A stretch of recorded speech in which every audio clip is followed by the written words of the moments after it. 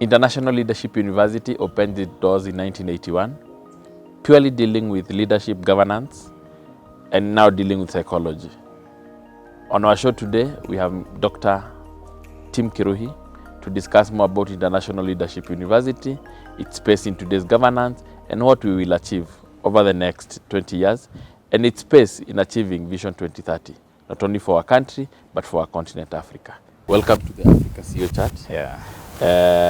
This is the International Leadership University. Indeed.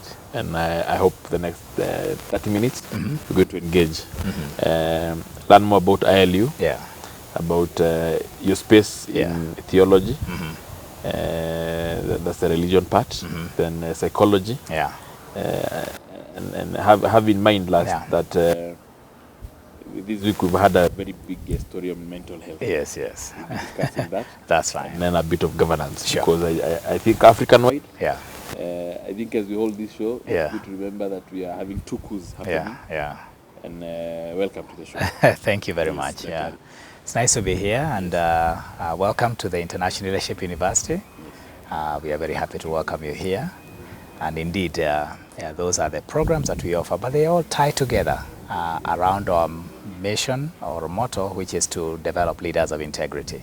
So even in all those spaces, we are not just looking at developing just individuals who have the skills, but also people who can go on with influence to influence those sectors and bring out the very best, from themselves and for the sectors and for the continent. Tell us the origin of the ILU, where it started, the vision, the vision carrier at the start of 1981 to date. Thank you. This school started because very quickly our founders, and we are very grateful for them, saw that there was a need, there was a gap in terms of the leadership space. Of course, we had come out of colonialism a few years earlier. There were new things developing and so on, but we had not been able to generate or raise the level of leadership to go forward. Maybe we need to cut it? No. It's okay. Yeah. So anyway, the leadership gap is really what we were about. Initially, the sector we were in was one to do with the church and its contribution. But soon we realized, no, these people are only in church one day a week.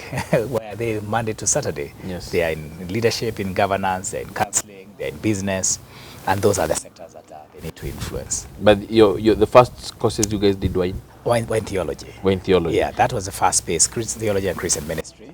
That was kind of the initial need that the people felt, because they saw that although Africa at that time was very religious, and so they thought, how can we use this positive influence of religion for the good of society? So they were thinking that maybe we influence the religious leaders, they'll be able to influence everyone else in their sectors. But soon we realized that no, people only think religion sometimes one day a week, but in other sectors, and so we need to get into those sectors as well. So tell us the story. Yeah, the founders. Just a little bit about the founders. Yes. The initial, we have had one of our board members or trustee now, who was there for most of the 40 years. In fact, he just retired last year. And now he's Dr. Fredo Giambo. He's a senior counsel. He was one of those who kind of caught that on. The Honorable Amos Wako was actually one of the other trustees, who is a senator now, formerly Attorney General. So those are the people, and others who are deceased now, together with one of the vision carriers was actually an American, Don Myers as well, and others who came together and said there's something they could do for the continent. And we are so thankful that they started that early on. We are basically building on that foundation. Fantastic. Yeah. Oh. Let's deal with the first issue of theology. Yeah. That's where religion checks in. Yeah, sure. And Africa is said to be a continent, very religious, but with the poorest of leadership. That's true. Tell us the correlation. Yeah. That's a disturbing fact, that although people seem to be deeply spiritual, beyond even religion, let's say spirituality, because that could also include the African traditional religion and so on. Yes. For us, everything has a religious connotation. People don't just get sick. It's somebody who bewitched you. A story is told, maybe I could use that, whereby, a tree was cut along a certain path. And when the tree was cut, when the tree was there, people would go around the tree and so on. Even after the tree was no longer there, people still kept going round. They never said now there's no reason to do that. But when you find maybe somebody from another background, like a Westerner, they'll kind of cut a straight road through the place. So I think we are used to tradition. We like, and Africa is comfortable. Let's believe it. It's a nice place to be. So maybe the incentive for innovation, for doing things differently, has not been there. There's something in our psyche, maybe in our culture, that has kept us from there. There's a healthy side to that, though. The level of quality of relationships, people care for one another. So until recently, really, we all lived in community. And that also was helpful. That's why now even issues of mental health were not there before. That's why counseling was not even a field until maybe 10, 15 years ago. That really has now really become a key player in society. Yeah, so I think the impact, of course, of religion is fading. I think that we also have to agree. And that's why even an institution like ours needs to look at how can we influence, not just through religion, but maybe through education, through other sectors. COVID has exposed a big underbelly that is in our society, which is mental health. Yeah. And as an institution that covers part of that through psychology. Oh, yeah, sure. How are you looking at it to be able to improve and to work on it? Because we've seen even sports stars are being affected by that. Oh, seriously, And I never thought it's a big issue until I saw it. Yeah. So how are you working on it now? That's true. I think, like you said, it's an underbelly. It was always there, but kind of needed a trigger to maybe get it out. Some of it, like I said, is the fact that, of course, our communities are weakening. We no longer have now the aunties and uncles around you, like maybe happened in the village. If you grew up in the village, there was already a lot of social support. That support has waned. In the city, you suspect even your next door neighbor, you suspect everybody else. So we are really biblical individuals with very little social support. And therefore, because of that, we are very vulnerable. And I think for a long time as well, because of our spiritual inclination and religion, we didn't believe that it was just a question of wellness, and individual wellness. We always thought somebody has bewitched you. So we ran to other things, never really dealt with some of the dynamics that people are going through. So I believe today what we need to do, and this is really part of our contribution, is to help people, of course, to be at peace with themselves and to come to terms with the issues in their own lives, but also to be equipped to help other people. The truth is that a lot of the cases, sometimes the headliners and so on, they don't just happen. These are things that happen over time, and somebody is maybe noticing it but never thinks it's serious enough, and so on. So I think if we equip, whether it is a HR manager or whoever else it is, even just every manager for that matter, to be able to see the signs when people are going through social stress or other forms of stress, and knowing how to engage with them. Not to judge them, but to accept them, provide the social support they need to be able to deal with life issues. But of course, ultimately is to strengthen our fabric so that, of course, we are toughening out, because society will continue to be challenging, and I think it will only get more complicated as time goes on. So there must be maybe a side in which we also give people the kind of the wherewithal to be able to live and deal with it. Yeah.